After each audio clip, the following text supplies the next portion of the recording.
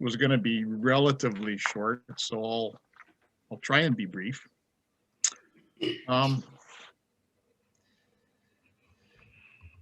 What I would like to do is walk you through a few of the things that I've recently adopted in my workflow as far as development or processing for black and white images.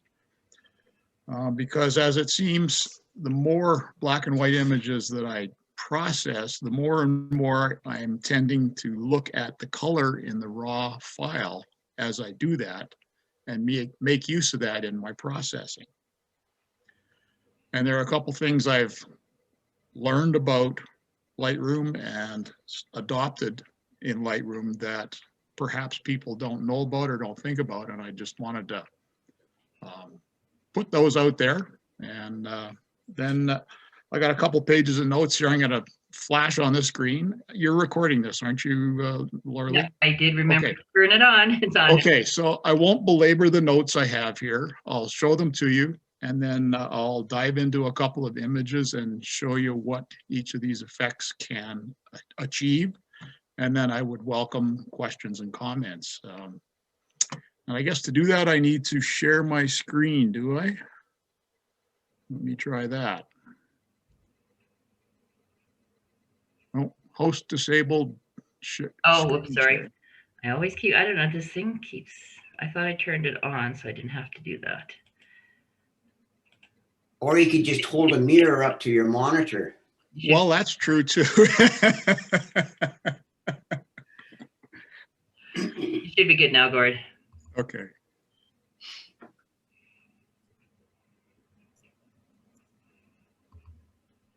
Cool.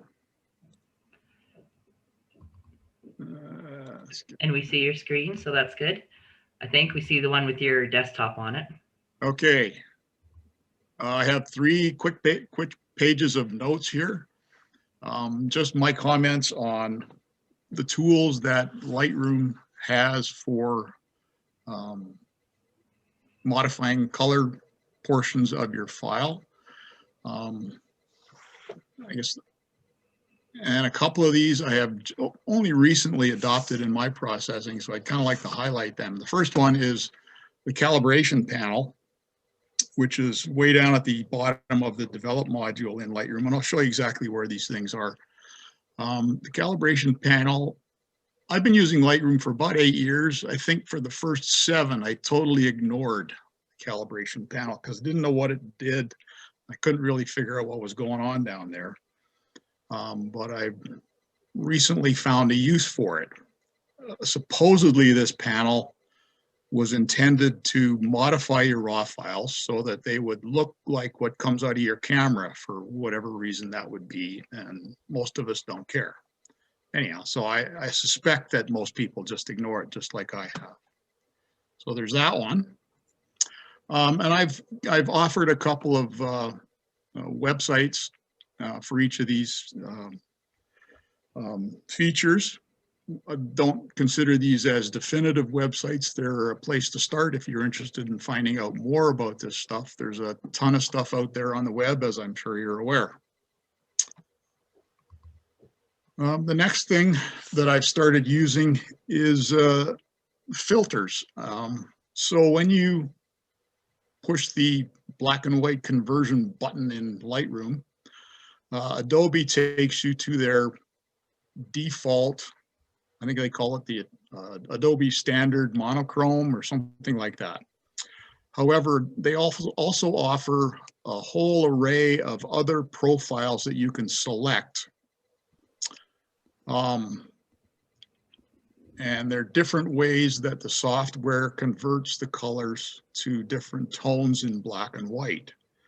I think there are, I don't know, 18 of them or whatever there are.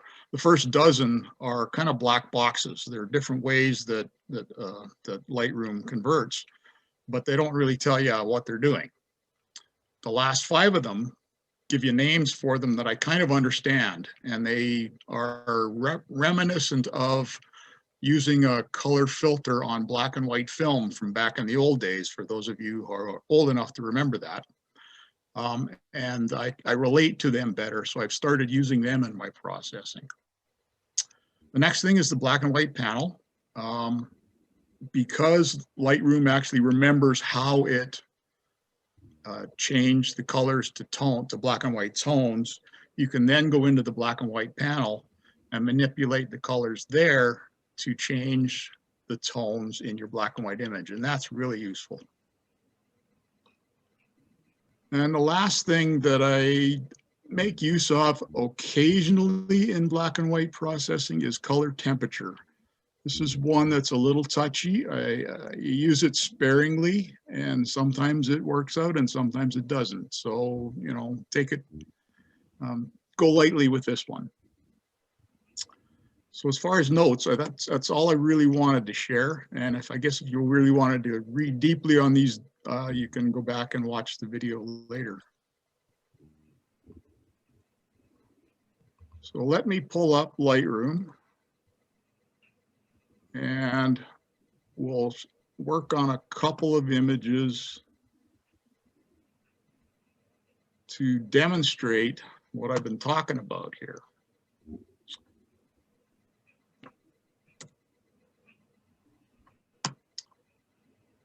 Okay, so I'm in the Develop module in Lightroom. And if you look at the array of panels, the first one I'm going to deal with is the Calibration Panel, which is right at the bottom. And I have an image in front of you that arguably is a little bit underexposed, but it has some blues in it and some yellows in it. And I'll show you what can happen using the Calibration panel.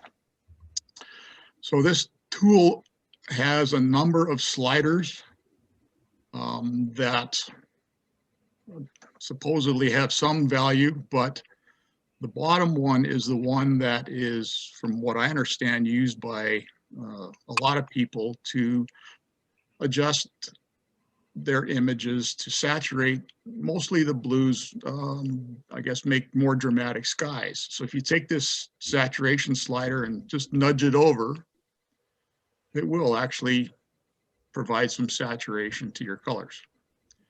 The bottom one works mostly on the blues and the yellows.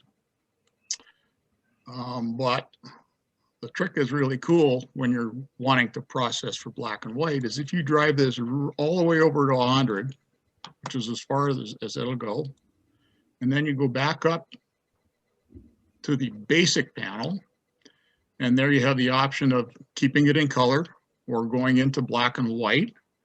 Click the black and white, and there you have a fairly, well, to my eye, fairly dramatic conversion to black and white.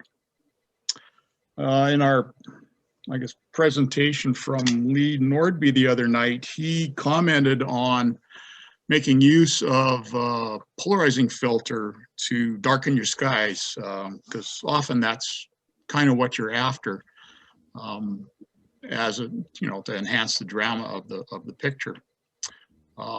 I own a polarizing filter. Sometimes I even carry it with me, but I rarely think to put it on my camera. So I find this tool useful in helping me darken skies. So, you know, with a little bit of tweaking, I'd be kind of happy with this image pretty much as it is. I might crop the bottom off it a little bit. I might, you know, enhance the contrast a bit. I don't know, something like that. Anyhow, that's one example.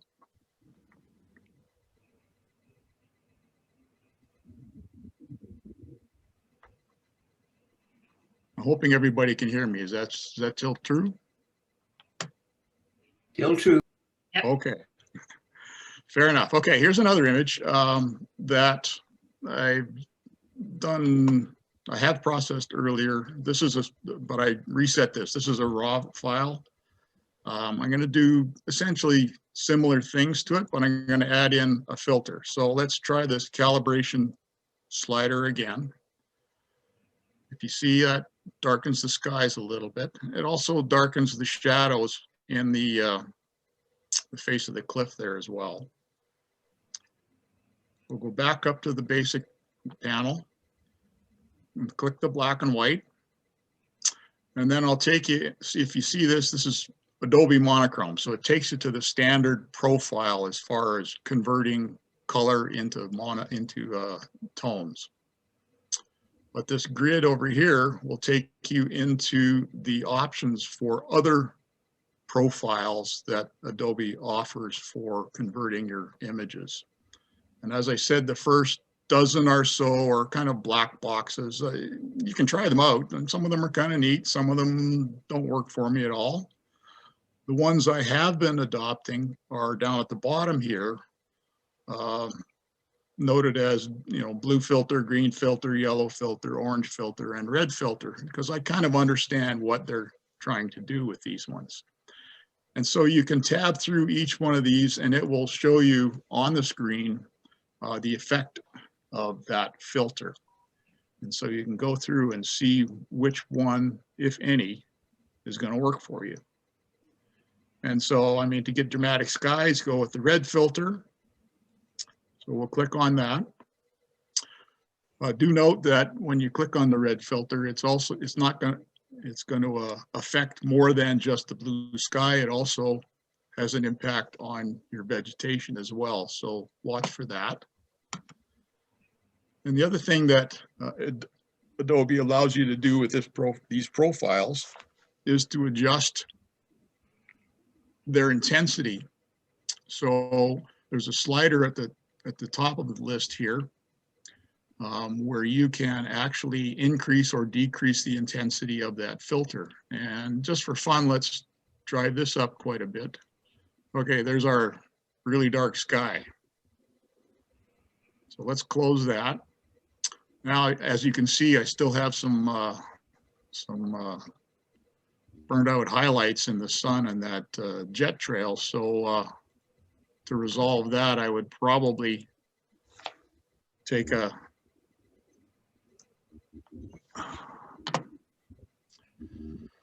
graduated filter and pull the highlights down just to kind of ease that a little bit. And then I might take another one and pull that up and do something with the foreground as far as lightening it, exposure, maybe pull up the shadows just to give it a little more reasonable feel. And with a few touches, that's come pretty close to where I think I would take this image. What else? Oh,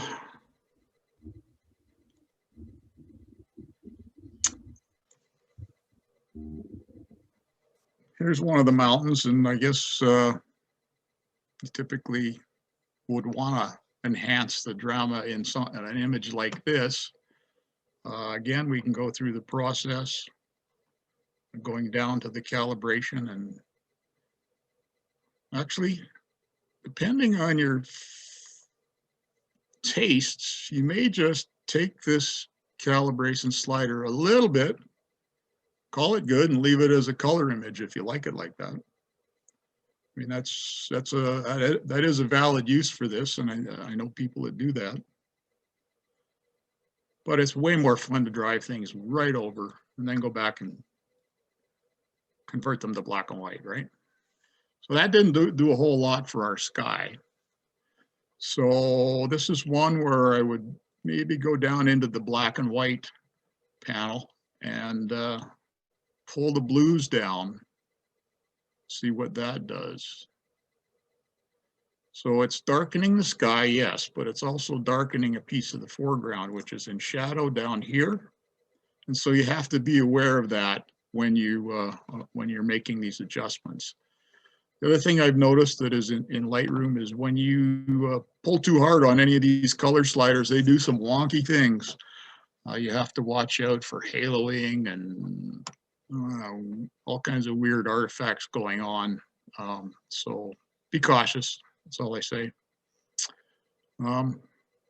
So we've got this image to a little better state.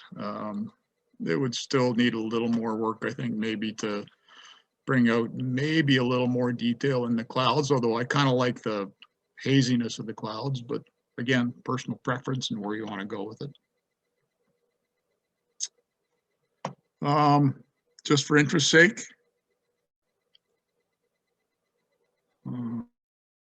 let's take, here's the image that I have been using as my background on Zoom meetings. And just so you know what I did there, everything I talked about as far as color manipulation, you pull up an image like this, forget it.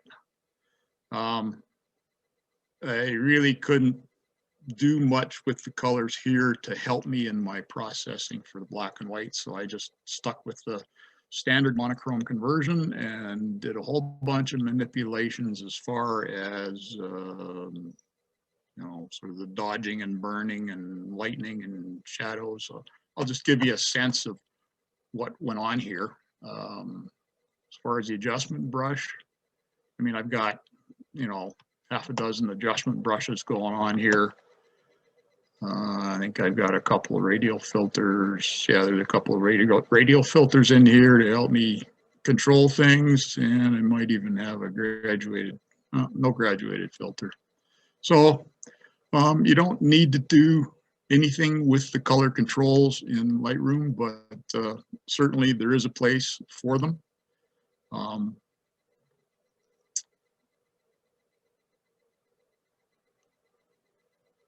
And as far as the color manipulation, I guess that's all I really wanted to go over. We can look at other images. I think Laura Lee suggested I might offer some images on and talk about why I think they're better or worse or whatever. But if there's comments or questions, speak up. Can you tell us if you look for the white point and black point, and if that's important in your image to make sure you have a black point and a white point, and how you do that? Or is it strictly by eye? It's mostly by eye. I do use these indicators that Lightroom offers as far as clipping. It shows you both highlight and shadow clipping. But I don't specifically go and look for or set a white point and black point as you can do specifically in Photoshop. Yeah, so it's basically by feel as I sort of go through the image. I'll show you a couple of images later where, you know, I think it was emphasized in Lee Nordby's presentation that you got to have whites and you got to have blacks. Well, that's not necessarily true. You can make successful images without that, but I can show you a couple of examples later if you'd like. That'd be great.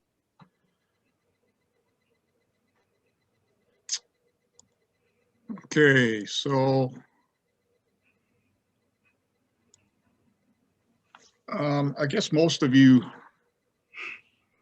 know me as a landscape photographer, and that's quite true. I typically do not have any people in my pictures, but occasionally it's very worthwhile. And I'll show you a couple of examples here. First of all, I guess this is a fairly high contrast image. We have pretty good whites down at the bottom. They're not white, but lights, and then fairly dark canyon wall here. But the intent in making this was for you to kind of pick up on these images down in the bottom here. That to me gives this image a sense of scale, and I think that's important in an image like this because you have no points of reference here other than that, really. And I personally like this image quite a bit.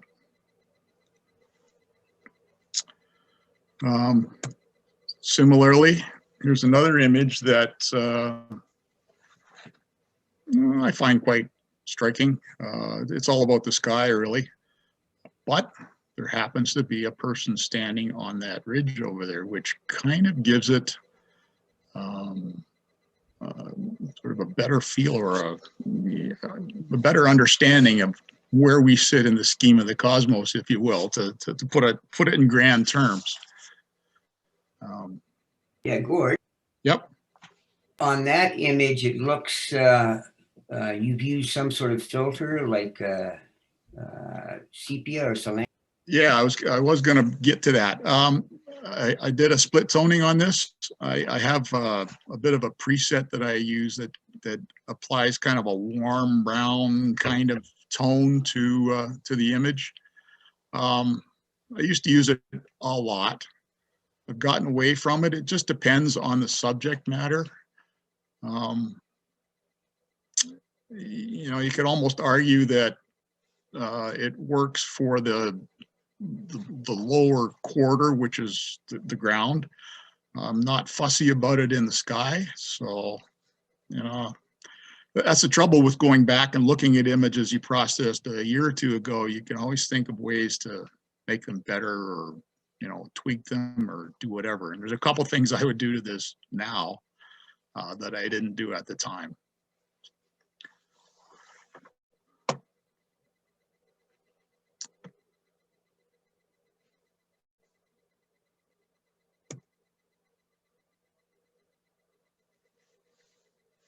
So here's another one with, you know, a vast sea of sand and two little figures way off in the distance that, again, give you some sense of scale.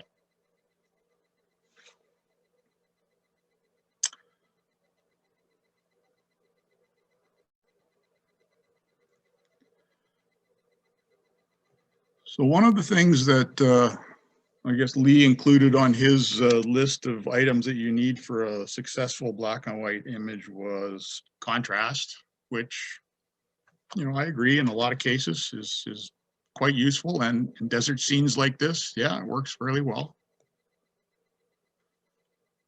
You also need something to look at. So this is an interesting picture, I think, because it has the contrast. You know, the bright areas, the dark areas, some good mid-tones, but it has this goofy little piece of grass right here that seems to hook your eye and help you stay in the image. And I think that's also an important thing. There's actually a name for this, I think, and if I recall correctly, there's a French critic by the name of Roland Barthes who wrote a book on photography, and he called this the punctum. The punctum is some small thing that catches your eye. If you're clever in your composition, you put it where you want the eye to go. And if you're unlucky, then it happens to be, you know, a white twig off in the corner of your image that you didn't want anybody to look at. But nevertheless, it's that one thing that kind of catches your eye and in a sense holds you there. Again, an image with a place to land and very good contrast here. Now here's one that has basically no contrast. There's a very low contrast image, which, you know, I think is a fairly pleasing image to look at. Kind of goes against everything Lee told us about. There's no particular storyline here. There's no punctum. There's no real place to land. There's no contrast. There's no real whites. There's no real darks. So, you know, you don't necessarily have to have the contrast, but, you know, occasionally it works. Something similar. And part of these desert scenes is well, this is totally different from the desert scenes, but this is a tree, obviously. But I like this image because it suggests that it's something else. And I think in some sense, that's the power of photography, at least in this kind of photography, is that you take a picture of one thing, but it can transform itself into something else. And you look at this and you can tell me what you think you see there. I think this is a fun one myself. Yeah, beautiful image. The tones on that are spectacular, Gord. Takes me the days of Tolkien now. Or, Yep. Yeah. Yeah. Land of the Wizards. Ah, yes. There's an ant living in here, I'm sure. And the last one in this series, this is a fairly standard scene down in the river valley, but I wanted to highlight or have you focus on the trees. And to do that, I had to somehow get rid of the vegetation, in a sense that I basically took all the greens and the blues and I just wiped them right off and made them, as light as I dared to, in order that the tree trunks, the tree branches would stick out. So again, a manipulation of the color in order to get at the presentation that you want in the image. Excellent. Thank you.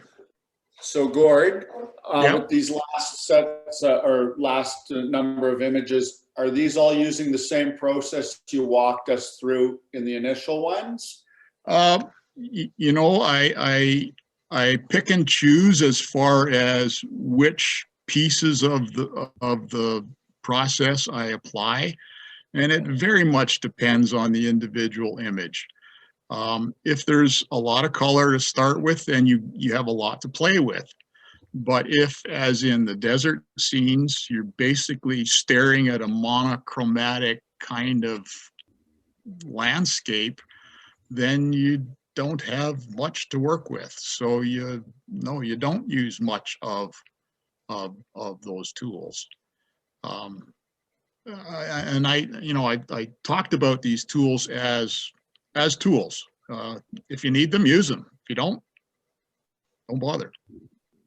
Okay. The images are beautiful, Gord. Well, thank you. Is there a reason the desert ones were long exposures? No, bad processing on my part. Actually, the backgrounds of some, there was some sand blowing. That's what I was thinking. And that may have been what you were seeing as far as fuzziness. I noticed they were 15 seconds. So. Oh, yeah. Well, okay. We were out there before sunrise. Ah. I didn't even notice that. Yeah, no, we were out there before sunrise. So some of them were in fairly low light, yes. Hmm. So as exotic as those were, most of those were taken in Death Valley. I'll share with you some images that you don't have to go far to find. These were taken at Nicholas Sharon Park. This is just staring straight down at the ice on the lake. You don't have to go to Abraham Lake to find bubbles. If you look around here closely, you can find them here too. I kind of like this one. I think this is like one of George's astrophotography things, where you're staring up at the sky and the Milky Way in my own kind of weird way. But and I'm too lazy to stay up at night and stare at the stars. Nice abstract. Thanks.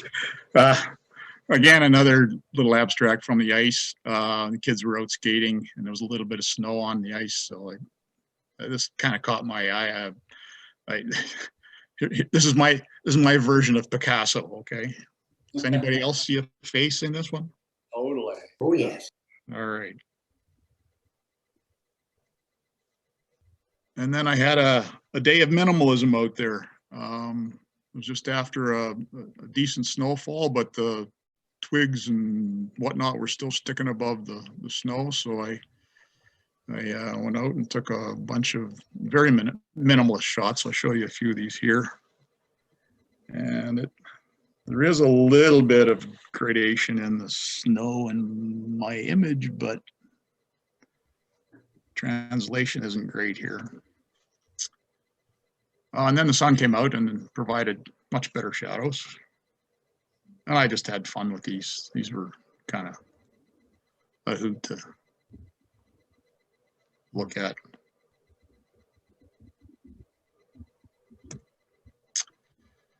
And this was down at Popson Park about a month ago, maybe.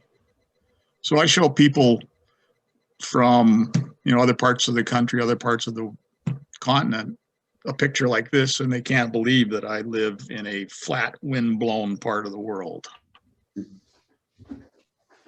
It's a nice facade, right? And I also like pictures that ask more questions than they answer, or leave you puzzled, or, you know, keep you looking, or whatever. And again, I took this one at over at that little lake at the university.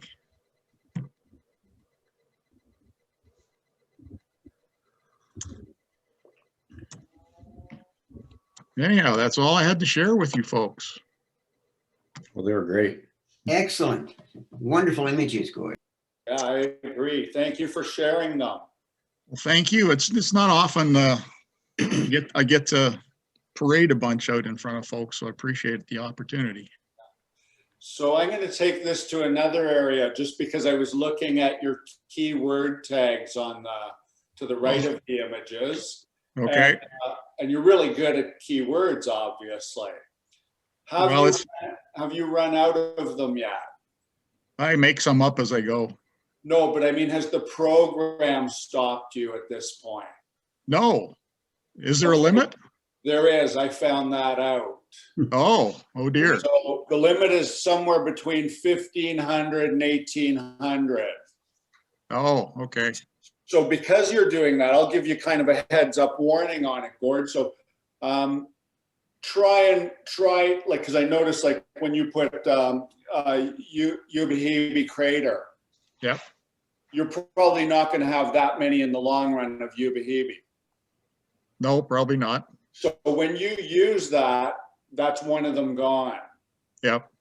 So I'm going to make a suggestion to you that you know, kind of keep it in Death Valley. Ah, yeah. And then there's another category below keywords. I'm trying to think of what it is. Sorry, I can't, it's not coming to me off the top of okay, keywords. There's another keyword option. set. Pardon? The keyword set. Nope. Keyword list. No, you can open that though. It might have it under there. Nope. Other thing you could do is put that name of the canyon in either the title or the caption, and you've still got the Oh file. yeah, fair enough. I think that's what I'm looking for. It's either the title, you can add it into the title, and then it Okay. won't use it up from Okay. the keyword list. I Yeah. see. Yeah. Okay. Title and caption. Yes, and then you won't actually be dedicating one specifically to that, you know? Okay. And sublocation. There's a thought right there. So Oh, yeah. I've seen that one. So Use something like Death Valley as the overall location, and then Ubehebe Crater as the sublocation, or something like that. exactly. And that way you can still search for Ubehebe. Yep. And it'll come up based on the fact that it's in either the title or the caption for sure. I'm not Yep. sure. I've never used sublocation. Okay. All right. No, that's a So good point. that's when I'll experiment with now with that sublocations, maybe even the better way to go with that. Yeah. Okay. No, thanks for that. Yeah. Yeah, because it's really annoying to me that I've run out of them because I wasted a lot of them, and now when I go back in and I'm trying to kind of, you know, if there's only 4 for that, I kind of been trying to put them in other categories and then deleting that keyword. Hopefully, I thought it would allow me to open up empty a space to add in a more, like a kind of bigger more view of the unique, keyword. Yeah, You okay. know? But it's not doing that, and I don't know why that is. Like, it's like as I'm freeing them up, I'm not getting a new space for it. Oh, That's not good. No, so I was saying I just took that Lightroom course through the library, and I asked the guy teaching that, and he just said, you know, I've never heard of anybody running out of keywords before. So I said, oh, okay, because he didn't have a fix for it either, but I'm sure somebody must have a fix for it. yeah, yeah. Okay, anyhow, just thought I'd take that off on a side tangent, because I thought maybe you might have because the way you've got the keywords in there, it's just a very detailed job of it, and that, yeah, it's nice to see. I thought maybe you'd have had that come up against that problem, and No, could have helped me. Well, I do the keywording because I forget, Mike. Yeah, no, I do it too, and it's just such a great thing, isn't it? Yes, yes. Well, it's a great way to search and then when you export them, you know, like on the iMac, it'll pick it up and find them wherever they are. It's so Yep. handy. Yep. Yeah, okay. All right, so I guess that's all I really had to say. If there's anything else, I'll stop sharing here, and there we are. Very much, Gord. It was great. Great Yeah, that program. was wonderful. Yeah, really good. Seeing Thank you, stuff from guys. our own members. They were beautiful. Thank you. Definitely. Thanks, Gord.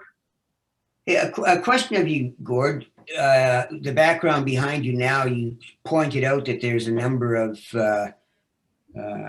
brushes you've used on there. Do you do all your manipulation in that regard once it's black and white, or do you do any of that dodging, burning, or color manipulation on the color image and then convert it? I'll do some things right away, like I'll spend a little time getting rid of dust spots. I'll do any color manipulations right away if I think the image needs it. But the serious work starts after I convert it to black and white, and then I figure out where the highlight should be, where, you know, that kind of thing.